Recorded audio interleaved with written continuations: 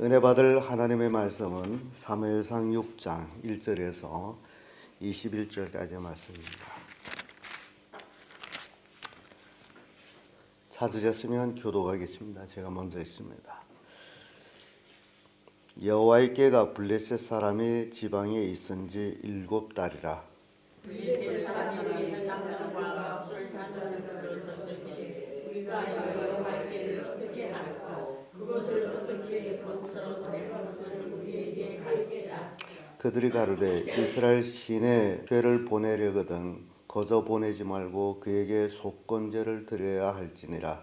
그리하면 병도 낫고 그 손을 너에게서 옮기지 아니하는 영고도 알리라. 그들이 가로되 무엇으로 그에게 드릴 속건제를 삼고 하나님의 블레셋 사람이 방백에 쓰려대로 금독종 5과 은지 5이라야 하리니 너희가 너희 방백에 내는 재앙이 일반임이니라. 그러므로 너희는 너의 독종의 형상과 땅을 해롭게 하는 주의 형상을 만들라.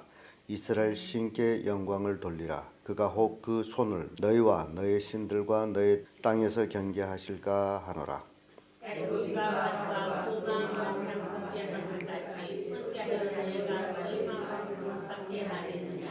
그가 그들 중에서 찔하게 행함이 그들이 백성을 가게 하고 백성이 떠나지 아니하였느냐. 그러므로 새 수레를 만들고 멍에 메어보지 아니한 젖 나는 소 둘을 끌어다가 수레를 소에 메우고 그 송아지들을 떼어 집에 돌려보내고 여호와의 궤를 가져다가 수레에 싣고 속건제들을 군 범은 성나에 담아 그의 곁에 두고 그것을 보내어 가게 하고 보아서 궤가 그 본 지경길로 올라가서 벳세메스로 가면 이 큰 재앙은 그가 우리에게 내린 것이요 그렇지 아니하면 우리를 친 것이 그 손이 아니요 우연히 만난 것인 줄을 알리라.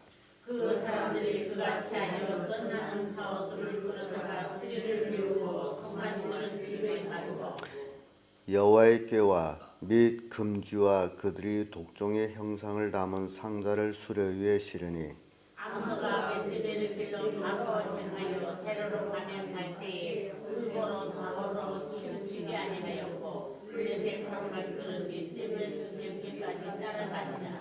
베세메스 사람들이 골짜기에서 밀을 베다가 눈을 들어 궤를 보고 그것이 보임을 기뻐하다니 수레가 벳세메스 사람들 화수아이가 큰 돌 있는 곳에 이르러 서시라. 우리가 우리 나무를 패고 그 소를 번제로 여호와께 드리고 레이는 여호와의 궤와 그 궤와 함께 있는 금 보물 담긴 상자를 내려가 큰 돌 위에 두매 그날에 베세메스 사람들이 여호와께 번제와 다른 제사를 드리니라. 블레셋 5방백이 이것을 보고 그날에 궤로 돌아갔더라. 블레셋 사람 여호와께 속건제를 드린 금독정은 이러하니 아스돗을 위하여 하나요 가사를 위하여 하나요 아스그롤론을 위하여 하나요 가드를 위하여 하나요 에그론을 위하여 하나이며 그리고 문제는 여호와 궤로 무슨 돌에 이르기까지 모든 여호와한 성수가 10월 번기 본 500명에 속한 사람이 모든 성읍이 수여되어 쓰였더라. 그들은 베세멜 사람들의 여호와의 곁에 오늘까지 있더라. 베세메스 사람들이 여호와의 궤를 들여다본 고로 그들을 치사 57000인이 죽은지라. 여호와께서 백성을 쳐서 크게 살육하셨으므로 백성이 애곡하였더라. 베세메스 사람들이 가로되 이 거룩하신 하나님 여호와 앞에 누가 능히 서리요 그를 우리 위에서 누게를 하시게 하고 다같이 사자들의 길을 여야림의 거민에게 보내어 가르되 블레셋 사람이 여호와의 궤를 도로 가져왔으니 너희는 내려와서 그것을 너희에게로 옮겨가라. 아멘. 이 말씀으로 복궤를 통한 하나님의 위엄 이런 제목으로 말씀을 나누겠습니다. 하나님의 복궤는 블레셋 지방에 7달 동안 머물러 있었습니다. 7달 동안 블레셋에 있는 동안에 블레셋의 새 성읍을 옮겨가면서 새 성읍 사람들이 하나님의 진노로 인해서 온역을 통해 가지고 그때 당시 온역은 독종의 재앙을 만나서 크게 해를 입습니다. 그래서 결국 그들은 우리가 입은 이 해는 바로 저 하나님의 궤 때문이다. 그러므로 우리가 저 교회를 어떻게 할꼬? 그래서 블레셋 방백들이 모여가지고 상의한 끝에 돌려보내자. 그러면 돌려보내는데 어떻게 돌려보낼 것이냐? 그래서 그들이 점술가들, 점을 치는 자들, 이런 점술가들을 불러가지고 그 방법을 고안한 것이 금독종, 또 쥐 이런 모양을 만들고 새 수레를 만들고 또 암소에 메워서 새끼는 집에 떼어두고 보내는 것으로. 그래서 그것이 그 암소가 새끼를 두고 간다는 것은 이게 굉장히 불가능한 일인데 새끼를 떼어두었음에도 불구하고 그 소가 법궤를 담은 수레를 끌고 곧이 자로나 우로나 치우치지 않고 베세메스로 올라가면 이는 하나님이 우리에게 내린 벌이 맞다. 그렇지 아니하면 이 재앙은 우연한 것이다. 또 역시 법궤 수레를 보내면서 점을 치려고 하는 점술가들의 그 모습을 보게 됩니다. 그래서 오늘은 법궤를 통한 하나님의 위엄 어떤 것인지 그 첫째를 블레셋 사람도 이스라엘 신에게 영광을 돌렸다. 1절에서 9절까지의 말씀인데요. 5절에 이런 말씀이죠. 그러므로 너희는 너희의 독종의 형상과 땅에 해롭게 하는 주의 형상을 만들어 이스라엘 신에게 어찌라 그러죠? 영화를 돌리라. 이게 블레셋 사람들은 신의 궤를 뺏음으로 인해서 자기들이 가지고 있다면 그것으로 인해서 자기들이 복받으리라고 생각을 했습니다. 만약 이런 화를 받을 것이라면 절대로 그들은 그것을 가져오질 않습니다. 왜냐하면 이스라엘 진영에 그 복궤가 있음으로 인해 가지고 이스라엘 이겼다라고 생각하고 있고 그 역사적으로 그들이 얘기하죠. 애굽인과 바로가 그 마음을 강팍하게 한 것 같이 너희는 너희 마음을 강팍하게 하지 말라. 그가 그들 중에서 기이하게 행한 후에 그들이 이 백성을 가게 함으로 백성이 떠나지 아니하였냐. 역사를 회고합니다. 그래서 이 블레셋 사람들이 이스라엘에 대해서 역사적으로도 알고 있었다라는 것을 우리에게 보여주고 있고요. 출애굽할 때에 애굽에 내렸던 재앙들을 바로 이 법궤가 했다라고 생각하고 있다라는 사실이에요. 그래서 이스라엘 신에게 영광을 돌려라. 그러면서 그들이 이제 속건제를 드립니다. 들은 말이 있는 것 같아요. 속건제는 누구에게 피해를 줬을 적에 드리는 제사예요.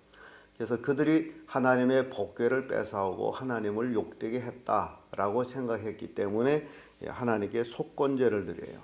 그리고 법궤를 거저보낼 수 없으므로 금독종 5, 금쥐 5 그렇게 법궤 옆에 또 다른 상자에다 담아서 이렇게 돌려보내는데요. 이 독종은 어떤 그 부스레미 같은 그런 온역이었으므로 아마 독종 어떤 형태인지는 모르지만 그들은 자기들이 그 질병의 형태를 금으로 만들어 가지고 5을 만들었다는 것은 그들이 블레셋이 5 족속이에요. 각 족속을 하나를 대표해서. 그리고 쥐는 온 사람들에게 피해를 준다라고 생각했으므로 쥐의 형상을 만들어 가지고 이렇게 하나님께 건제를 드리는 모습 봅니다. 하나님을 영화롭게 하는 데까지는 우리가 이제 생각해 볼 수는 있지만 그들이 하나님 앞에 드린 제물, 하나님 앞에 드린 제물은 우리는 레위기를 통해서 절대 이런 것들이 하나님 앞에 제물이 되지 못한다라는 것을 알죠. 하나님은 하나님의 원하는 것을 제물로 받았지만은 이 이방인들은 자기 나름대로 제사를 드립니다. 그래서 믿지 않는 사람과 믿는 사람의 그 차이점, 믿는 사람은 하나님의 원하는 예배를 드리지만은 믿지 않는 사람들이 자기들이 마음에 생각난 대로 고안한 대로 자기들은 자기 나름대로 제사를 드리는데 특히 불신자들이 이제 장례가 있어도 그 자기 나름대로 제사를 드립니다. 사람이 고안한 것이 얼마나 많으냐 보세요. 사람이 죽고 나면 나가서 혼을 부른다 그러죠. 그 혼을 부르는 것도 사람이 스스로 만들어낸 거지 누가 그렇게 하라고 가르친 건 없습니다. 왜냐하면 자기들이 생각하기를 이 사람이 죽어가지고 이 혼이 이렇게 떠돈다. 그래서 그 편안히 우리가 보내야 된다라는 생각해가지고 그가 입던 옷을 들고 나가서 흔들면서 혼을 부르죠. 그리고 또 죽은 사람이 저승길을 가는데 배고프다. 그래서 먹을 것을 장만해 줘야 되는데 그 방법이 죽은 사람 입을 벌리고 쌀을 집어넣어 주는 거예요. 그래서 그런 것들을 보면서 좀 쌀을 주려면 그 한 입만 주고 되겠습니까? 좀 가서 평생 먹을 쌀을 보내줘야죠. 왜냐하면 우리 여기 십자가이기 때문에 가끔 한쪽 들어와서 종이돈을 태우잖아요. 그래서 제가 아니 이걸 왜 태우냐면 이제 저승 세상에 돈 보낸다. 그러니 이 종이값이 얼마 되냐 하면 한 10원. 그거 보내갖고 됐냐? 한 1,500원이나 15,000원 정도 보내야 되지. 그래서 그거 싱스바 형식이라 그래요. 그러니까 이 자체가 미신이라는 거예요. 그런 미신인 줄 알면서도 또 그렇게 하는 거예요. 이게 불신자 세계입니다. 그래서 이 블레셋 사람들도 이 독종이나 금쥐를 하나님 앞에 제물로 드린다는 것이 바로 그런 의미에서 자기들이 생각한 것. 왜냐하면 자기들이 이것으로 인해서 피해를 입었기 때문에 이것으로 하나님께 제사 드림으로 병이 떠나기를 원하는 그런 모습을 봅니다. 자, 두 번째로 블레셋이 복궤를 보냄으로 인해서 기쁨으로 복궤를 맞이하는 이스라엘을 봅니다. 10절에서 16절까지의 말씀인데 이들이 밭에서 일하다가 추수하다가 복궤 수레가 오는 걸 보고서 기뻐해요. 그리고 이제 이스라엘 백성들이 하는 모습이 블레셋 사람과 다른 것은 지금 복궤를 싣고 온 수레와 소들은 무슨 소예요? 암소, 새끼를 떼고 온 암소예요. 그런데 성경에는 암소를 제물로 드리는 건 없습니다. 다 숫송아지였죠.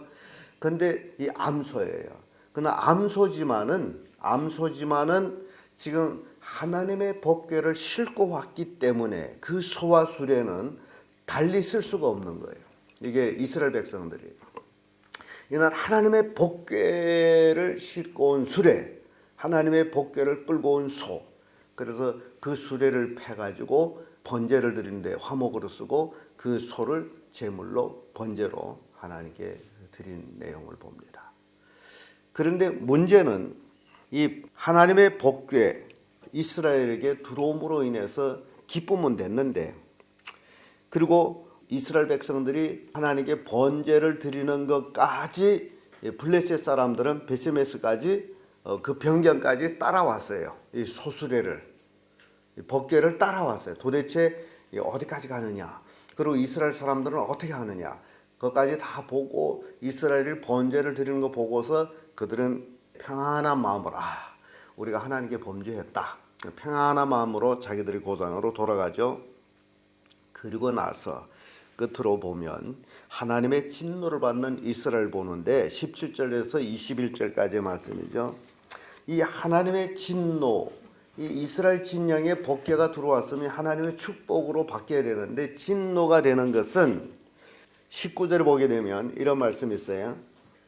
베세메스 사람들이 여호와께를 들여다본 거로 그들을 치사 괄호쳤습니다. 5만 70인이 죽으신지라 여호와께서 백성을 쳐서 크게 살육함으로 백성이 애곡하였더라. 하나님의 복궤를 어떻게 했어요? 들여다봄으로 어땠다? 진노를 받아서 죽었는데 5만 70인이라 했는데 여러 해석을 봤더니 70인 역에는 70인으로 되어 있어요. 70인이 죽었다. 뭘 봐서? 복궤를 봤는데 왜 죽어요? 이게 굉장히 중요한 얘기를 하는데요. 이 복궤가 늘 백성들은 보고 싶었던 거예요. 왜냐하면 그것이 지성소에 있었고 옮길 때마다 강보로 보자기로 덮어가지고 옮겼는데 옮기는 사람도 보지를 못했어요. 그러니까 얼마나 보고 싶은 건지 몰라요. 마치 오늘날 많은 사람들이 신앙생활하면서 꼭 보고 싶은 게 있어요. 누가 보고 싶어요? 하나님 보고 싶죠. 똑같은 거예요. 그러니까 예수님 제자 중에 빌립 제자가 아버지를 보여주었으면 좋겠습니다. 예수님께 직접 하는 얘기예요. 그래서 예수님 네가 나와 이렇게 오래 있으면서 나를 본 자는 아버지를 보았거늘 어찌하여 아버지를 보이라 하느냐. 이게 예수님이 하신 말씀. 그러니까 오늘 많은 사람들이 하나님을 보고 싶어해요. 야, 보이지도 않는 하나님 뭐 믿어.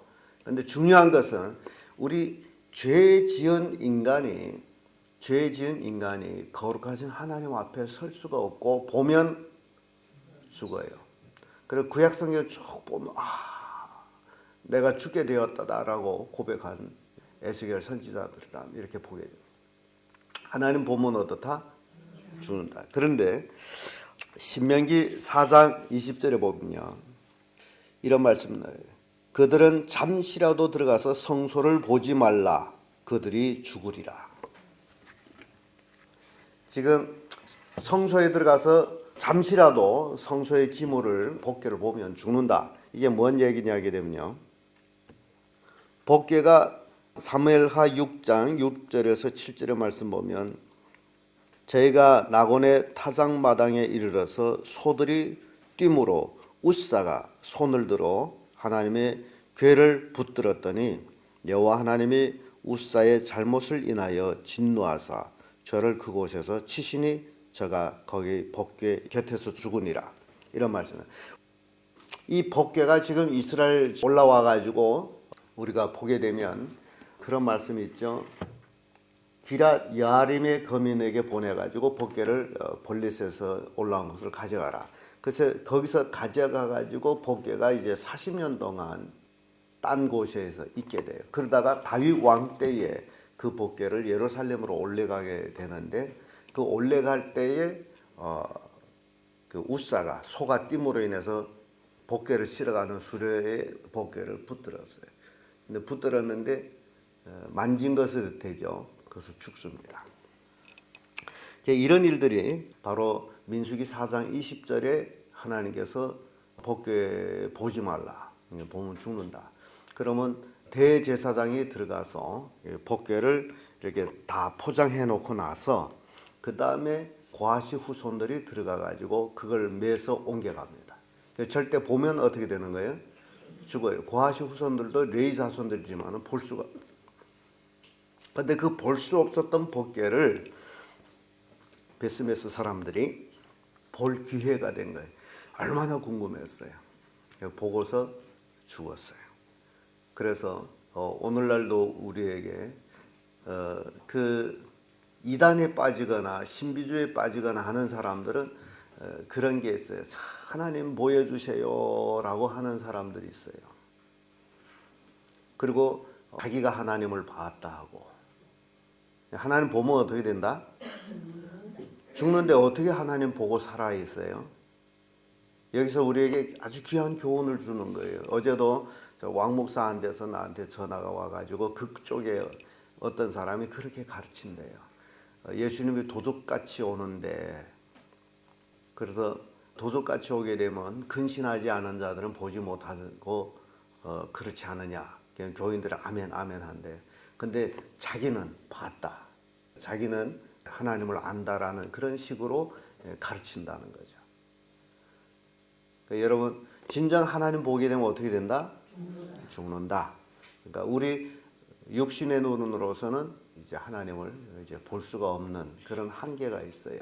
그래서 하나님 볼 수 없으므로 하나님은 우리에게 말씀으로 우리에게 보여주고 있고 하나님 말씀을 통해서 우리는 하나님은 이런 분이시다라는 것을 이제 우리가 경험하게 되는데 계시록에 가봐서도 하나님에 대해서 그 모습을 전적으로 표현을 못하고 있습니다. 그래서 흰 옷을 쫙 들여온 어떤 사람을 만난 것에 대한 그런 기록, 권능에 대해서도 얘기하지만은 그 모습 전체를 그리지를 못하고 있습니다. 사도 바울도 셋째 하늘을 이제 여행 갔다 왔다 하지만은 말할 수 없는 것을 보고 왔다라고 더 이상 표현을 못합니다. 그래서 여기에서 우리에게 교훈을 주는 것이 하나님을 보면 죽는다. 그렇다면 오늘 이 마지막 이 시대에 하나님을 소위 봤다라고 하는 사람들은 그 말이 뭘까요? 거짓말이에요. 그래서 그런 거짓말을 가장 잘하는 이단들 중에는 안상원 같은 또는 이만희 같은 이런 사람들이 지금 뭐가 된 거예요? 하나님이 된 거예요. 그래서 우리는 오늘 이 이스라엘을 받은 그 진노, 하나님의 복궤를 본거로 죽은 그 사건을 보면서 죄인은 하나님을 볼 수가 없다. 그래서 레인 고하시 후손 레이 자손들이지만은 레이 자손 고하시 후손들도 복궤를 옮기는 직책을 그들이 가졌지만은 복궤는 볼 수가 없었다. 엘아살 제사장이 먼저 들어가서 싹 포장해 놓고 그들이 들어와서 매가는데 성소에 들어가서 잠시라도 눈을 다른 데 돌릴 수가 없었다. 왜냐하면 그러지 말라 했거든요. 죽는다. 그럼 책가닥 메고 가야 돼. 이게 성경 원리입니다. 자, 오늘은 복궤를 통한 하나님의 위엄을 우리가 이제 봤습니다. 복궤는 하나님의 임재를 상징하므로 사람이 임의대로 대할 수 없는 성물이므로, 그러므로 복궤를 모신 자는 잘못 모시면 죽을 수도 있다. 자, 이제 우리에게 교훈입니다. 이제 우리 마음에 누가 있어요? 하나님의 말씀을 우리는 모시고 있습니다. 하나님 모시고 있는 자들이 마치 복궤를 모시고 있는 자들과 같습니다. 우리도 잘못하면 어찐다? 죽는다. 그래서 하나님 말씀대로 순종하며 살라라고 하는 원인이 바로 여기에 있습니다. 우리는 하나님 말씀 모시고 있기 때문에. 그러므로 여러분들이 시시때 때 하나님 말씀 모시고 그 말씀에 순종하여 복을 받는 그런 성도들 되기를 예수님 이름으로 축복합니다. 기도하겠습니다.